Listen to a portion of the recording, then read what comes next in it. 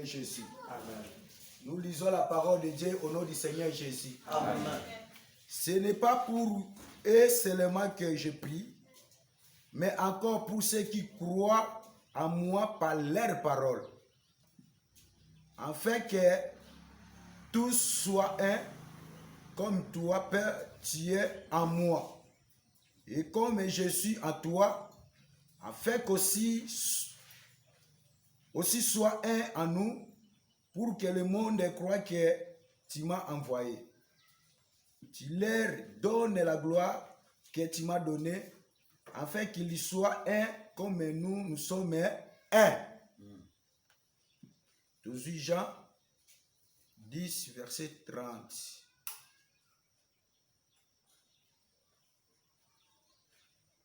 Moi et le Père, nous sommes un. Tofandi, pour la pambola litangi, Père Pesandimbola, pour Bishotobika, na kombo na Yesu Christ.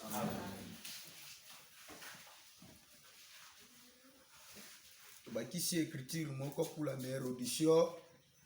Na mokanda na Matthieu 28. Commis moko très populaire. Le lobby boy. Na verset nango 19, Matthieu 28, verset 19. Allez faites de toutes les nations des disciples, les baptisant au nom du Père, du Fils et du Saint-Esprit. Wanande tozotambola, thème na biso ezali rassemblement pour la bénédiction. Na tongo ya lelo soki bato babongisaki malédiction pono kula bongisande bénédiction. Amen. Totangaki na psaume texte de base na biso psaume chapitre 133 verset 1er à 3 wapili komi lobi ete voici qu'il est agréable, il est doux pour des frères de demeurer ensemble. C'est comme l'huile pressée qui descend sur la tête, sur la barbe d'Aaron, jusqu'au sommet de ses vêtements. C'est comme la rosée d'Hermon qui descend sur les montagnes de Sion. C'est là où l'Éternel envoie la bénédiction et la vie pour l'éternité. C'est-à-dire, et si comme frères va demeurer ensemble, bénédiction qui t'ana, pas seulement bénédiction et la vie, et ça vie à Kosukate, mais vie à libela na libela. Amen. Souci ya Nzambe, ya Saint-Esprit, na tongo ya lelo pona bomo na yo, et ça que tu sois béni, pas seulement béni, c'est bato babongisa ki kufa, ya bongisa bomo pona yo. Amen. Ndima yango ke lipamboli na bomo ndoko zonga na yango. Amen. Voilà. Toloba ki boy. Rassemblement ekoki kosala le matin. Soki biloko wana ezalaki déjà rassemblé. Donc là il kosolisa rassemblement na motino mosusu cœur. Autrement dit rassemblement babengi yango pe unité. Est-ce que vous avez très bien? Babengi yango unité. Soit en français mosusu babengi yango union. Lobi tolakisaki que ndenge nini na tongo tolakisaki faute de bois le feu s'était. Oh, si ya tongo yango wana. Amen. Libunge ezande ya koni moto esenini ezimani. Libunge eza ya moto te. Ezande ya koni. Yango desei ke moto ezimani. Tolakisaki moto comme la parole par rapport na mokanda ya Jérémie. Tolakisaki moto lokola Dieu par rapport à Deutéronome 4 verset 24. Tolakisaki moto lokola molimo mosato. Kola pambola biso. Amen. Po mukolo wana na Pentecote molimo mosato ekiki na mutu ya moko na moko lokola lolemu ya moto. Amen. Kola pambola biso. Amen. Kolo pambola biso. Amen. Et na tango ya mobeko tango Nzambe azoloba souvent bandai koloba kati ya nini ya moto. Tango alingi atinda Moïse. Bible bisi biso Moïse azo petre troupeau ya bokilo na Jetro na désert. Ayoka ngongo ebengi ye Moïse ponza mabenga ka deux fois. Oui. Abraham abengi yo na tour liboso lokola mwana ya Nzambe, abengi yo pe tour mibale lokola mosai na Nzambe. Amen. Okyo bimambala moko te ba na mokilo ko mamba moko mosai na Nzambe te. C'est-à-dire ebengeli ya liboso to yaka lokola bana ya Nzambe. Pona pambola biso. Amen. Sikoyo tango ba obengo kwa mosai na Nzambe azande frère wa bimika ya ba frère, un frère élevé. Yango komona même Moïse azolo bango tango alingi ka peuple obini. Alobi Dieu suscitera un autre prophète parmi les frères. C'est-à-dire un autre prophète comme Moïse abimali banda ba frère était. Très bien. Aouta en Amérique était, kola pa bola biso. Amen. Abimandé parmi les frères. C'est-à-dire un ministre de Dieu c'était un frère élevé. Oui. Basa tukola pa bola biso. Amen. Basa tukola pa bola biso. Amen. Nde abengi Moïse a tourné pour amona. Ndenge nzamba zo benga ake komona buisson ardent. C'est-à-dire amoni banjete kona bangola biso. Ah oui. Moto zo pela na njete me njete zo zikate. E wane siko moto zo pela nde mongongo ya Nzambe ebimi. Alobi bimisa sapato na yo po esiko telemi ezali esatu. Na kia ko comprendre que esiko na ezaki nde liese. Très bien. Amen. Pour la pambola biso. Parce que na tabernacle na liese nde chandelier banda ikopel. Oui. Et puis à mon nini nzete moto zo pela na banzete mais banzete yango ezo zikate. Oh lobi tolobaki ke nzete ezalaka nde bato. Oui. Kona pambola biso. Le jour de la Pentecôte banzete ezalaki wana ba Pierre, ba Jean, ba Jacques. Kona pambola biso. Très bien. Siko moto likolo na bango me bazo zikate. Amen. Amen. Kona pambola biso. Et pa ya bana ya Nzambe. Nzambo aza moto. Nzambo aza molimo mosato. Nzambo aza liloba na Nzambe. Est-ce que sola nanga? Et pa ya bana na Nzambe liloba na Nzambe zikisaka bango te. Mais pa ya banguna na yo. Kona pambola biso. Nzambe tango ayaka komaka le feu dévorant. Amen. Oh. Bondoki na bango ya mike ka ndenge to loba ezika na kombo na Yesu. Amen. Soki pe bakomaki kombo na liste na bango ya bondoki. Bakomaki kombo ya bana na yo, ya libota na yo, ya bapara na yo. Ka ndenge na zolo bata soki elimbo ete ezika. Amen. Nzambe aza na kapasité aziki sango. Wana eza na no lifelo te. Oui. Kona pambola biso. Kwa moto moso abi lifelo eza na inauguré te. Pe na ebisio lifelo eze moto. Est-ce que vous avez très bien? Très bien. Kaka liloba na Nzambo, ma sœur, mon frère, ezalaka lipambo lipo na bana Nzambe. Kaka liloba na Nzambo, ezalaka pe fimbu malédiction pona tina na bao bazoya na position mabe liboso na Nzambe. Amen. Alors tolobaki ke foti ezali ya moto te, c'est-à-dire moto lokwa liloba, moto lokwa Nzambe, moto lokwa Saint-Esprit, moto lokwa réponse. Parce que pas na eli moto ezaki lokola Nzambe pe ezaki réponse. Très bien. Binzambo akoyanola na moto, c'est-à-dire eyano ya Nzambe ezande moto. Obi na tongo lelo souci ya cet esprit ezaki Nzambe ayanola. Amen. Oh Nzambe ayanola yo. Amen. Likamono ndengo ye nango zonga nango te s'il te plaît au nom de Jésus. Amen. Pe kaka ndengo ndimi ekosala emelo be bongo na kombo na Yesu. Nzambe asalelaka moto kolandisama na kondima naye. Oui, comment le juste vivra par la foi. Alors, lokola Nzambe nde liloba, Nzambe nde réponse, Nzambe nde moto nde Nzambe, moto nde liloba, na nina biso libunge eza ya liloba te. Libunge eza ya Nzambe te, kola pambola biso. Mais libunge eza nde ya koni. Très bien.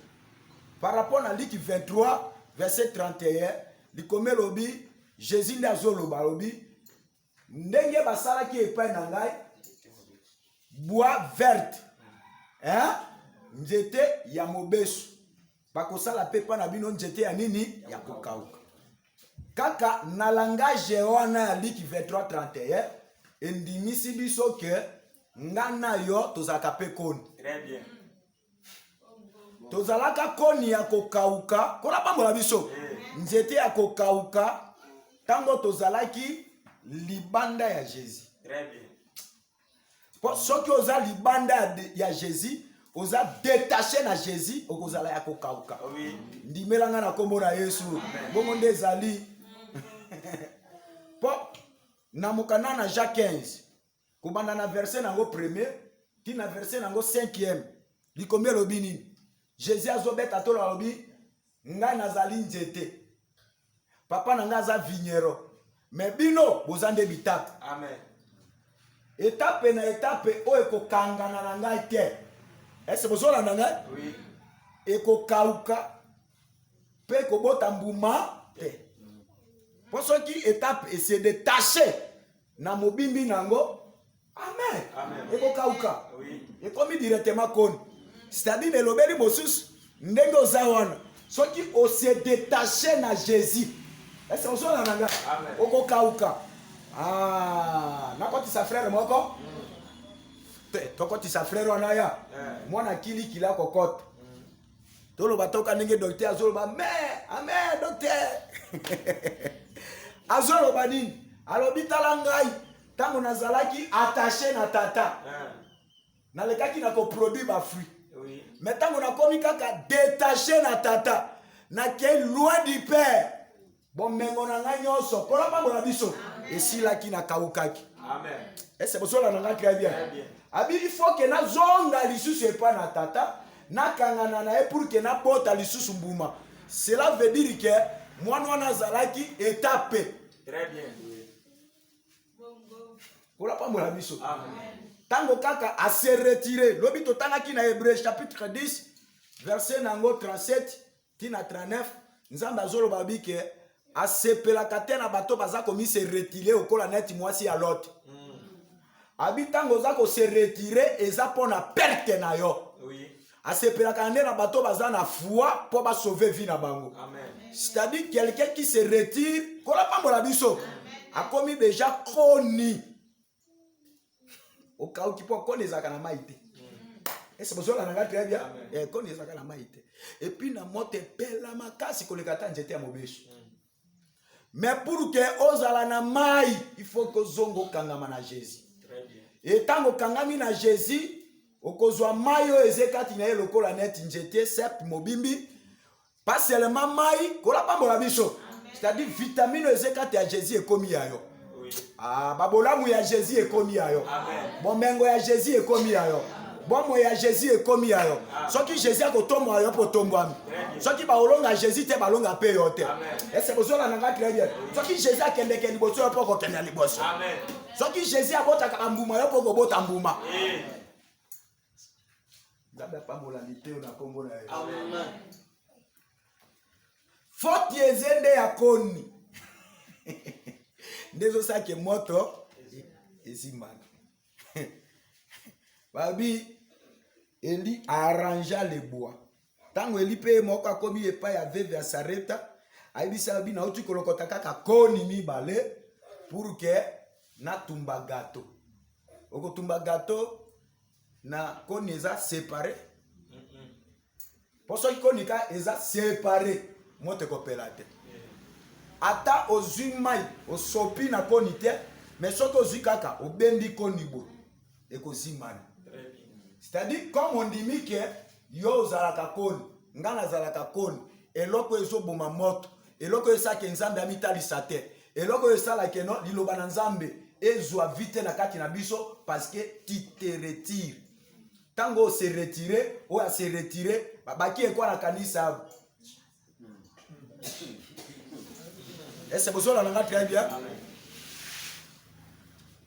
Mais biso toyebi que mukolo Jésus azoloba obi oya kolia nzoto na ngate ameli makila na ngate azadi nete ya kokota na bokonzi na lola bato moko ba se retiraka pour pambola biso mais bo batikalaki Jésus a se détourné pa na bango abisi bango obi bino bozo zelanini si baninga na bino bakei bino pe bokeni na sepelaka na maloba na bango malobo andeko mape malobo yo kokofesa kango baloba nini balobi ke Seigneur tokende lisusu wapi po epai na yo nde maloba ya bomoi na seko ezali nayebisi yo mosika na Yesu ezende kufa me pembeni na Yesu ezende bomoi pour kondima ngo tokotisa sere moko na kombo na Yesu basere wana mibale baokota baondima mene paster makambo olobeze be bongo eze nini bazoloba babike no mokolo Jésus azoya na 4e jour na matanga Marthe azoyambe na kolela na maloba boy di Seigneur soki ozalaka awa mendeko na biso akufaki c'est-à-dire alakisi que présence ya Jésus c'est la vie peye moko Jésus alobi yango alobi ke non kaka ndenge na komi ndeko no azoseko abi na yebi ki akosekwa na mokolo ya lisekwa bawa abi kaka ndenge ozomona nga je suis la résurrection et la vie kona pambola biso Jésus abeki tembe alobi je suis la résurrection et la vie pourquoi pour Jésus ye moko akufaka pe asekwaka soko ndimi ke nzambe no Yesu akufa asekwa aza na capacité pe misala no ekufaki esekwa présence ya Jésus kaka misala no esekwa basa tukola pambola biso est-ce que ozondima ngo ke asekwisa Lazare ozondima ngo ke na nzela momo nde Petelo asekwisa Tabita oh asekwisa pe ekufaki na vie na yo abi asekwisa ekufaki na vie na yo et puis na nina informé Jésus akokaki koya na tango Lazare abelaki pe abikisi ye mais Jésus azo comprendre que la gloire du second étape sera plus grande que la gloire de première étape. Amen. C'est-à-dire koya kobikisa ezokwa neti gloire de moko ya première étape, eza gloire ya moke. Oui. Mais gloire ya kosekwisa eleki ya kobikisa. Amen. Bon frère, moto akoki kobikawa ekobeta penja tanga makasi te. Mais ebembe kufi to mona penja moto ya na sekwi. Na biso esika kotia bato ekozanga. Basa tukola pambola biso. Pe azolo babike nini? Ndeko na biso Lazare paso abeli eza pour que gloire à Nzambe etalisama. Makambo mosusu ekomela ko ezaka pour que gloire à Nzambe etalisama. Oh, blocage mosusu eza pour que kemo na Nzambe etalisama. Kolera mosusu eza pour que kemo na Nzambe etalisama. Kaka ndengo ye na pasi wana kaka ndengo zo kalioba oyo kemo na Nzambe etalisama. Kemo na Nzambe etalisama ndeni solution pesa na vie na. Et pesa mapamba te faut que Nzambe aya à s'attacher na yo, à s'unir na yo, à s'embrasser na yo. Basa tukola pambola biso. Basa tukola pambola biso. Lobi to sangisa ki Jérusalem na Jéricho. Loko zietongo. Basa tukola pambola biso. To lobaki ke rassemblement ko ki ko sale matin, ce qui rassemblerait azate. Comment on rassembler yana côté. Par rapport à la matière identique pour attaquer lobby makambo. Pour docteur à tout mola kinga lobby. Il y a brisque. Oui, il y a brisque comme il m'a foutu obi ma foutere mais na cha ki penda kati ya makambo njama. Ana blagite. Papa, bate bazali mi bale misato. Bato bakanisa ko kana ki pasteur les ministère moko ekunde boto calculer to zange sika ko ti ya ye bon apanda ta kuna na yalala ngo ya ba pasteur. Ba pasteur baza mi bale misato. Alors on a ningina simba rassemblement ya tongo na sika basa tukola pambola biso. Toko ki pe to suki ya o de joyo ki ezeli lo bananza. Basa tukola pambola biso ki pe to suki na biso. Mais on a aussi mango kana minute muke. Zwa ngo na kombo na Yesu. Na tika na 5 minutes. Naza 6h55. Nazo simba ngo na tango muke na ngina lobani. Rassemblement ya Nzambe ye moko. Pe na touché rassemblement ya moto na Nzambe. Basa tukola pambola biso. Parce que une fois rassemblement kaka soki salemi sima il faut que bénédiction ça na vie. Est-ce que bozola nanga? Tolobaki boy rassemblement ko ki ko sale matin na biloko eza déjà rassemblé. Rassemblement koki ko ça le matin na biloko eza déjà uni. Rassemblement ça le matin na biloko eza divisé, séparé, dispersé. Siko esengeli basangisa yango. Basa tukola pambola biso. Nzambe a mis se séparer. Na parabole tanga otinda bayekoli. Aïe aïe aïe aïe. Tala ndenge Nzambe aza komi panza. Na mokana Matthieu 28 verset 19. Yokande Nzambe komi panza. Atindi bayekoli. Alobi allez faites de toutes les nations des disciples. Bato bakanisaka disciples zebese mote azo banda koyekola koteya. Mwana Nzambe nyonso abengami andimeli Yesu aza disciple. Amen. Amen. Basa tukola pambola biso. Disciple. Alobi bokendo sala mabota nyonso bakoma bayekoli na ngai. Nzambe siko ami panzi. Alobi les baptisa au nom du Père, du Fils et du Saint-Esprit. Kuna pambola biso. Nzambe ami panzi. Ami panzi na attribution ya tata. Mwana pena molimo. Pe bisi bango bokende na note. Amen. Bofanda na nonandako. Amen. Basa tukola pambola biso. Jusqu'à ce que le consolateur akoya. Très bien. Atindaka consolateur pamba te. Kola pambola biso. Consolateur azoya nde lokola Aaron. Aïe aïe aïe aïe aïe aïe aïe. Consolateur na zonge koloba yaka lokola Aaron. Tunanga pourquoi na lobi Aaron? Pour consolateur c'est le Saint-Esprit. Pourquoi? Parce que Nzambe Jésus tango ayaki aye lokola Moïse. Pour Moïse a dit Nzambe a suscité un autre prophète comme moi. Oh Moïse azalaki na langage moko embarrassé, c'est-à-dire likukuma. Est-ce que vous avez nanga? Oh likukuma ya Moïse et pas na Jésus azalaki nde ba parabole. Est-ce que vous avez nanga? Est-ce que vous avez nanga très bien? C'est-à-dire Jésus a bandai côté na parabole. Kaka ndenge alobiawa eza parabole. Likukuma Moïse. Yango peuple wanda ko comprendre te. Ye moko kutu Moïse alobi naza na langage facile te. C'est-à-dire langage difficile o bato ba ko comprendre. Alobi nana saka ke moto aloba malamu. Ezanga Nzambe te. Abi frère na yo Aaron. Ye akozala pe frère ango azaka nde yaya. Est-ce que vous avez très bien? Cet esprit azalaka yaya. Très bien. Alobi keno Aaron kozala na soki yo lobi na likukuma. Ye ako faciliter ngo pa na peuple. C'est-à-dire ndenge Jésus abandai koloba na parabole.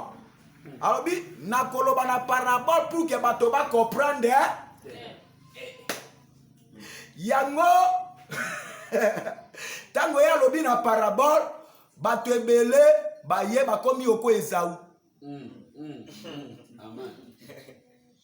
Est-ce que vous avez nanga? Oui. Bato misu bakomi te. Pourquoi natangi Esaü? Po tata tango ko ebisa Esaü. Alobi ke non nakomi bobange na lingi na kufa. Miso nange zo mona lisusu bien te. Zwa litimbo kota na zamba. Boma gibier zakane nyama ya zamba. Très bien. Boma yango lambelanga elubu ndenge onga na lingaka.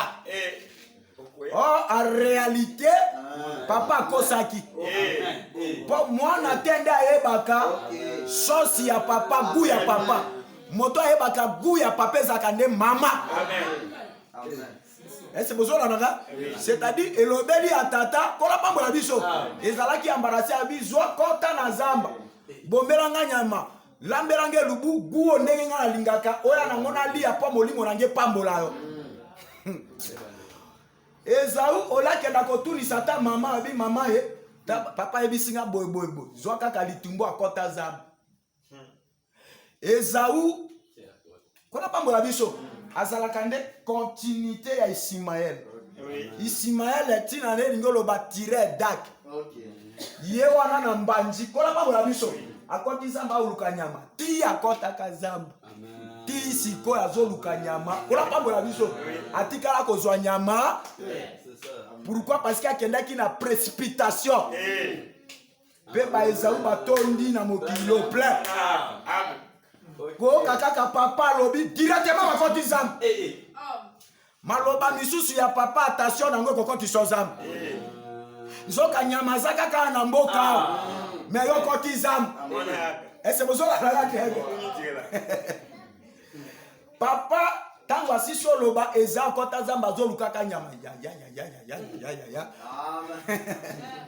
na kia komona Esaú kola pa bona biso yo na pembeni na Jourdain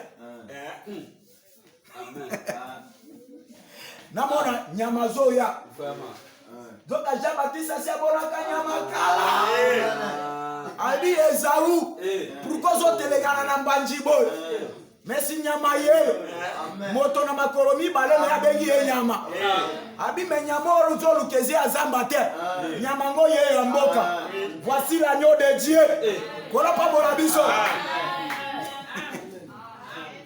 ese bozola na ngati ya bia kola pa bona biso nde mama tango ayokaki malobo papa zoloba biso pour que to bika il faut que maloba tata esangana no ya mama aïe basa tukola pa bona biso rassemblement ya maloba tata na ya mama nde ba ko ebisa biso na proverbe que non mon fils ne rejette pas l'instruction de ton père. Hein? Garde l'enseignement de ta mère. C'est-à-dire le père c'est l'instruction, mère c'est l'enseignement. Tant que sangi si tango monte peli. Et c'est pour ça qu'on a très bien. Et dans le rassemblement mon sousou, n'a pas sa frère. Directement maman a vu dans nos maloba ya tata. Abi Jacob, tala tata na ebisi yaya no boy. Azonge na maloba nani ndalobi siko ngape mama non azolo biloko c'est-à-dire apesi na instruction kola pa bona biso à la loi et au témoignage. Quand on ne parle pas ainsi, il n'y a pas le rôle pour le peuple. C'est-à-dire ceux qui parlent au bongo te polé et pas na libota basa tukola pa mbola biso. C'est-à-dire ne lobel mosu polé de lipambo. Ne lobel mosu polé de bon moy. Et c'est besoin d'en avoir. Aïbisi a lobby, siko yo kanga. Oki nege papa lobby, ngande na ye bakagu ya papa. Kola pa mbola biso. Yo kende kaka awo. Na bibwele na biso sike zalaka. Ya lobby bomande nyama. Me yo koya na nyama te yakane na ba nyama. Hein? Abi yaka na bana tababoni pour que ça rassemblement. Tala soki ozoboya kondima ke rassemblement de pambo wa. Hein? Si ma rassemblement faut que li pambo leza soko bo kondima na nikaka na cheke. Et loko na robalobi na tongo na cheke yango na. Nandi miso? Oh nandi miso? Frère yaka. Matière idatique na li yango fort. Yo pe yaka yo mikolo ji succès.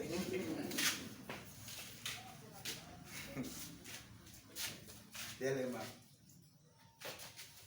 Voilà. Si bande konyo se ba otala. OK. Etanda yo yaka.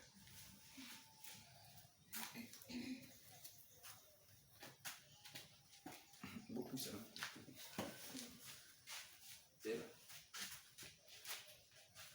Etanda zo kwa mwasi. Bon mon etanda Germain. Hein? Yende Joseph. Aboti bana nemi bale ba ko. Amen. Tata mo kusie betala ba. En tout cas. Siko mwana ya kulutu yeyu. Hein? Ya kulutu yo lika. Ya kulutu yeyu. Ya leki yeyu. Ya kulutu komoneza ki manasi. Amen. Ya leki komoneza ki Ephraim. Siko papa na bango de Joseph. Koko na bango de Jacob le kwanga. OK. Est-ce que vous avez nanga? Siko yo kwa to côté asi rassemblement. Ah, vraiment nzamba pa mwana ngai moko. Nano na bandi ko expliquer te e bandi ko coller ngai moko. Kola pa mwana biso. Basa tukola pa mwana biso. Siko Joseph aye na bango botala ngai bien. Abi papa na ye na bando yo, take yo zeno viva, ngana opambola bango te. Oh si bongo ndeza. Abi yo pambola bango po ezana bana misubo kalamusi. Tata zeno na bon moy, ye directement botoli tata poste na ye. Et au salima ke, abi papa pambola bango. C'est là Joseph. Souci ne sala ki ke loboko ya droite. Pour ta droite, il a signalé ta force. Loboko ya droite eza likolo ya mwana liboso Manassé. Loboko ya gauche eza la likolo ya Ephraim. Oh, soki maboko ya papa. Amen. Jacob ezali parallèle. Bénédiction ezate. Très bien. Est-ce que vous avez c'est-à-dire ma frère bakozala séparé. Sikoyo papa Jacob malgré missionné balai komona te.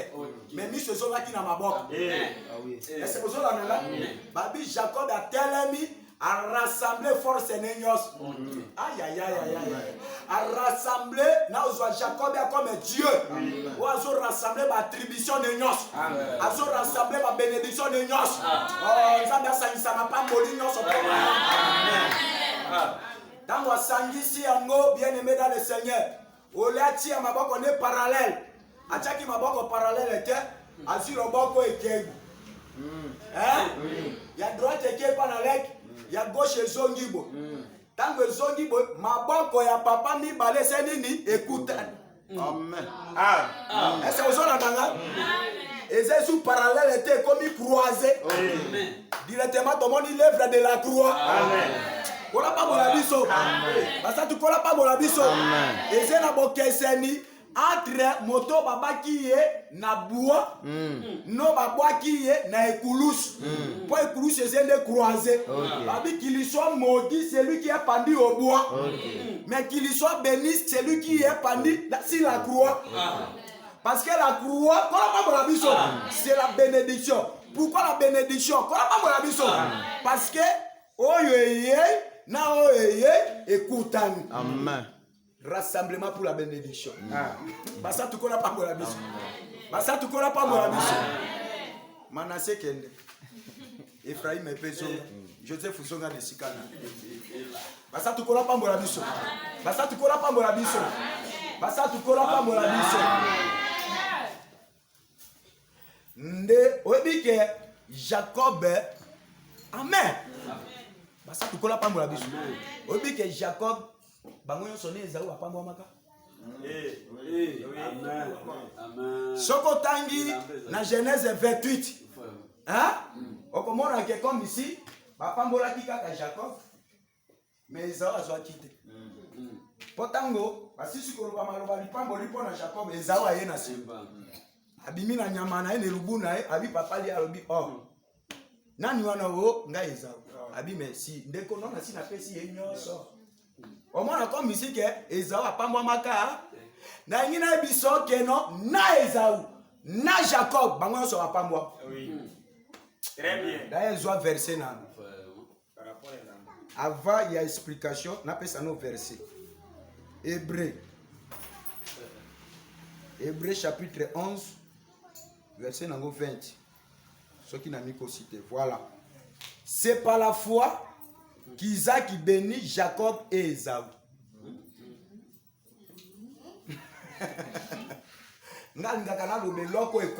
Bible. Une révélation sans appui des Écritures, c'est diabolique. Ça tu connais pas mon abisso. C'est par la foi que Isaac a béni Jacob et Esaü. Mais il y a informé pour que Jacob ait pas mbouama. Ça Esaü, Jacob a pas mbouama. Est-ce que vous avez entendu? Bon, Jacob tango alinga kende, maman tindi alobi, maman, papa ebi ko keseni sabiso. Ya nanga zaka na ba poil. Nga naza na poil te. Nesi ke za la bénédiction nengo zoloba e ko za la malédiction. Maman alobi kia. Ezeli likamwa rassemblement. Ndenge kaka na latisi yo. Robe ya. Robe ne a kitoko. C'est-à-dire on l'a dit déjà yaya. Déjà na si na sandi si on a yaya na. Ce qui malédiction pe la ngai, mais yo kendo za la béni. Maman moko andima malédiction pe la ye. Amen. Oh maman andima ngo wapi kuna na Golgotha. Est-ce que vous avez na ngai? Andima koko ma malédiction pour biso peto za malédiction. Andima koko ma malédiction pour que biso to za la bénédiction. Amen. Est-ce que vous avez un gars? Ça tu connais pas mon abisso. On a été à bien. Amen. Et tant que Jacob a commis à papa tellement, au lit à biloko nanga. on a l'ambelio. Abi, nani wana. Ka siko si ozongi abi, oh nzambe no achaki na maboko nanga. Ah, to yaka kopesa papa nzambe achaka na maboko. Abi telema oli ya molimo ne pambolanga. Papa telema. Abi, ka siko abi. Nani wana. Mwana nanga liboso ezau abi enga ezau. Basa tukola pamola biso. Question nyoso papa zo tuna. Ao tuna na kombo ya Jacob te na kombo ya Esau. Pe Jacob azondima na kombo ya Yaya. Amen. C'est pour dire que papa yebi neka ke Esau. Est-ce que vous savez Esau nde nani mwana liboso. Nano na lobito si yebi mwana liboso. Amen. Basa tukola pamola biso. Nano na lobito si yebi déjà mwana ya liboso. Basa tukola pamola biso. Et ko sale maki abi yo Esau abi pusana obi na minute wana nazalaki kaka pembeni ya Jacob. Jacob abi si makamona ebisaki mama yango malgré papa akufa miso me asimba simba ka abi pusana na simba yo abi makambo ebebi opusana boy nzoka mama apare kolati se kanzu ya Esau poso ya bataba. Amen. Azu yango alatisi na maboko esiko Esau azaka na bakunza. Alatisi kaka bisiko Esau azaka na kunza. Alatisi na kingo esiko Esau azaka na bakunza. Kola pambola biso. Po kingo de sangisaka. Amen. Esangisaka mutu na binama. Directement ye asimbi na maboko. Asimbi na kingo. C'est-à-dire malgré miso papa ekufa mais miso zongi na maboko. Amen. Tango asimbi abi. Kaka yo Esau abi enga wana Esau.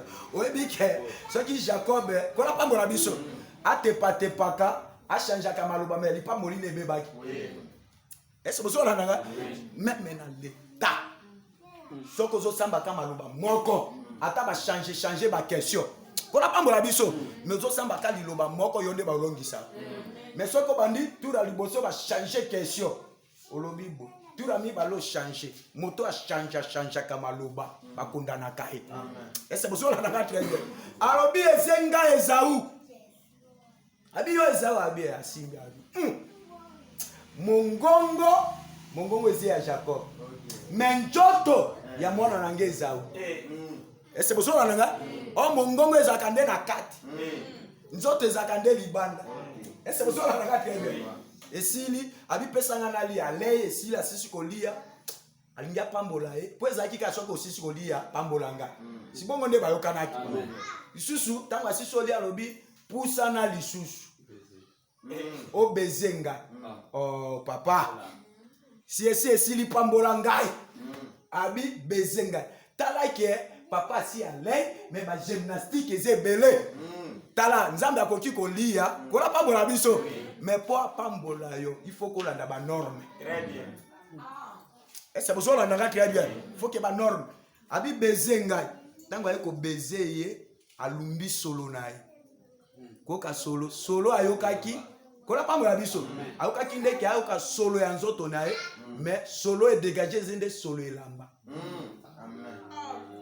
Parce que na maloba na solo babi alumbi moto mais bandi ko lobi solo elamba ya mwana nanga ola loba solo ya njoto ya mwana nanga mokole lambeza ka Jacob ete mokole lambeza ka nde Esau mais Jacob a bomba mikati ya elamba Esau. Soko tangi na Romain 13 lobi ke revêtez-vous du Seigneur Jésus-Christ. C'est-à-dire ya yango nde yewan. C'est-à-dire soki olati ye kola pambola biso bo sangani na ye papa ko pambola. Et puis yaya lobanine tabatune yo ezali Esau abi ezanga Esau andi makana kombo ya Esau na kombo ya yaya yaya moko lobi abi nyoso boko senge pa na tata na kombo na ngai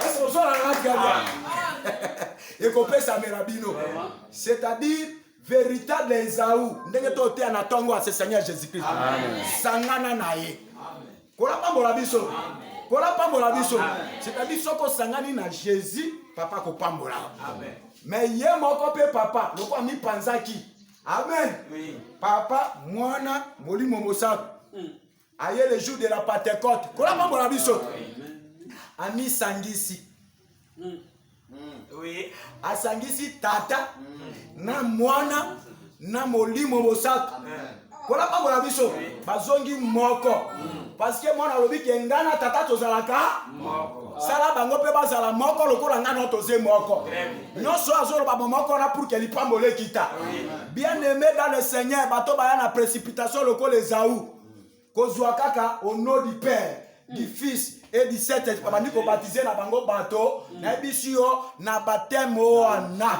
lipamboli ezali vipe ezali parce que rassemblement na ne salemite place susunde na te malamu frère Bible elobi na Colossiens 3 elobi ke nyonso tokosala na maloba pe na misala tosala kango na kombo ya nani ya tata ya mwana ya molimo mosatu lokola neti soko obenga na milimo mabe ese bozola nanga yo mekana oko benga milimo mabe na benga ni ona kombo na tata na benga ni na kombo na mwana omona ba baptiser bato na kombo ya tata mwana pe molimo mosatu ne soki ko na molimo mabe ba benga ngo na kombo na Yesu